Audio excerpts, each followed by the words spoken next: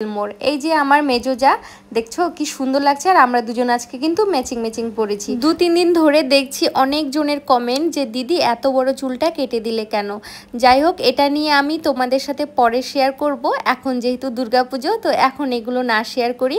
চলো এখন আমরা চলে আসি মেডিকেল মোড়ের প্যান্ডেল দেখতে। আর এখানে এসে তো মনটা ভীষণ ভালো হয়ে গেল। প্রতিবারে এই মেডিকেল মোড়ে ঠাকুর দেখতে আসি, তবে এবারেরটা আমার ভীষণ ভালো লাগলো। আর সত্যি ঢুকতেই মনটা শান্তি হয়ে গেল। আর অনেকটা জায়গা নিয়ে প্যান্ডেলটা বানিয়েছে, কি সুন্দর দুর্দান্ত নিখুঁত ভাবে প্যান্ডেলটাকে বানিয়েছে। আমার তো ভীষণ ভালো লাগছে দেখে। যেহেতু আমরা বিকাল বেলায় বেরিয়েছি আর সন্ধ্যার সময় এখানে পৌঁছালাম, তো খুব একটা ভিড় নেই, কিন্তু রাতের বেলা ভীষণ ভিড় হবে আমি জানি। যাই হোক, ফাঁকাই আসছি আর অনেকগুলো ছবি তুলেছি। চলো এবার ভিতরের দিকটায় যাই। যেহেতু শাড়ি পরেছি, কুচি ধরার লোক নাই, আর তার সাথে ক্যামেরাম্যানটাও আসেনি আমার সাথে, এই কারণে খুব একটা ভালো করে প্যান্ডেল দেখাতে পারছি না।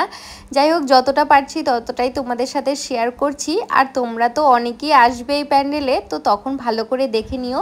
আস্তে আস্তে ভিড়ও জমছে। যাই হোক, এখন আমরা বেরিয়ে পড়বো। আর এই দেখো দুর্গা মায়ের মুখটা কি সুন্দর না, দেখে তো মনটা জড়িয়ে গেল। প্যান্ডেলের ভেতরটা এত গরম যে কি বলবো। আর যাই হোক, আমি এখন বেরিয়ে পড়লাম। বাইরে এখন কি সুন্দর হাওয়া দিচ্ছে।